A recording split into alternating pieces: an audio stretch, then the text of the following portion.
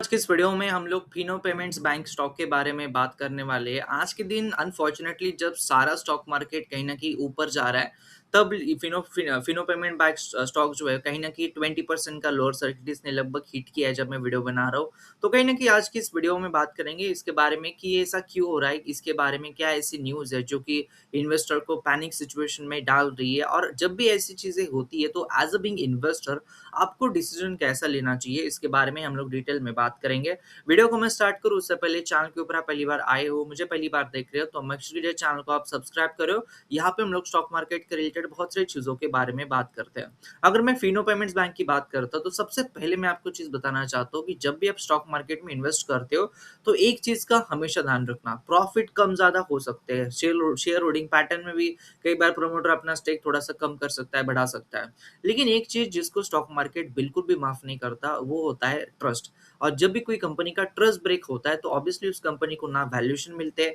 ना बड़े इन्वेस्टर पैसा डालते हैं और कहीं न कहीं स्टॉक लॉन्ग टर्म के लिए एक ऐसे सिचुएशन में जाके बैठ जाता है कि जहाँ पे ना उसके रिटर्न्स बन पाती है और बीइंग इन्वेस्टर आप बहुत ज़्यादा सफ़र होते हो। और कहीं न कहीं मैं ऐसा क्यों बोल रहा हूँ बिकॉज़ इस स्टॉक के रिलेटेड एक न्यूज़ आई है। न्यूज़ ऐसी है दोस्तों कि शेयर्स जो जी न्यूज़ से मैंने ये न्यूज़ ली है। Fino Payments Bank stumbled sharply on Tuesday, hitting an all-time low of 113 rupees. हालाँकि ये तो प्राइस रिलेटेड है, लेकिन हमारे पास जो मेन खबर है या फिर हमारे पास जो मेन चीज़ है, वो ये है कि कंपनी का जो प्रमोटर है, इनके बारे में जीएसटी काउंसिल ने एक बहुत ही बड़े प्रोब अनाउंस किया है, जिस वजह से कहीं न कहीं स्टॉक के अंदर जो ट्रस्ट है या फिर स्टॉक के मैनेजमेंट के अंदर जो कॉर्पोरेट गवर्नेंस के रिलेटेड जो ट्रस्ट है, वो कहीं न कहीं थोड़ा-सा कम हुआ है और इसी रीज़न की वजह से स्टॉक जो है वो आपको नीचे जाता हुआ नज़र आ रहा है। अगर हम इसके और 2-4 न्यूज़ की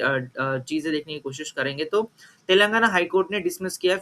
फिनो बैंक के जो एमडी है ऋषि गुप्ता की जो प्ली है इसको कहीं न कहीं डिसमिस किया है। इन्होंने एक्चुअली हाई कोर्ट में अपना जो एप्लीकेशन है वो डाला था जिसको कहीं न कहीं हाई कोर्ट ने जो है रिजेक्ट कर दिया है। इसके रिलेटेड बहुत दिनों से न्यूज़ आ रही है, पॉसिबल ईडी प्रोब जो है वो कहीं न कहीं इसके अंदर आने वाला था। ईडी ने बहुत ज़्यादा चीज़ों को कहीं न कहीं देखा था और कहीं न कहीं फाइनेंशियल जो ट्रस्ट है, वो कहीं न कहीं स्टॉक के रिलेटेड जो बहुत ज़्यादा कहीं न कहीं डैम्पन हो चुका है, जिस वजह से स्टॉक की जो वैल्यूएशन है, वो काफ़ी ज़्यादा खराब हो चुका है और मुझे नहीं लगता स्टॉक को ज़्यादा वैल्यूएशन मिलेंगी भी जब तक ये सारी चीज़ें जो है क्लियर नहीं हो जाती। बीइंग इन्वेस्टर हमारे हाथ में क्या होता है? हमारे हाथ में ये होता है कि हम अच्छी कंपनी ढूँढें, उस कंपनी में अच्छे तरीके से होल्ड करें और जब भी उस स्टॉक के अच्छे दिन आ जाएँगे, तो कहीं न कहीं हमारे रिटर्न्स भी बनेंगे। लेकिन अगर आप इसके 3 साल के, 1 साल के रिटर्न्स देखोगे, स्टॉक ने ऑलरेडी बहुत ज़्यादा पिटाई खाई है, स्टॉक के अंदर वैसे भी कुछ जान बची नहीं है। तो कहीं न कहीं ये एज़ अ बीइंग इन्वेस्टर आपके लिए सबसे बड़ा कहीं न कहीं सबक है कि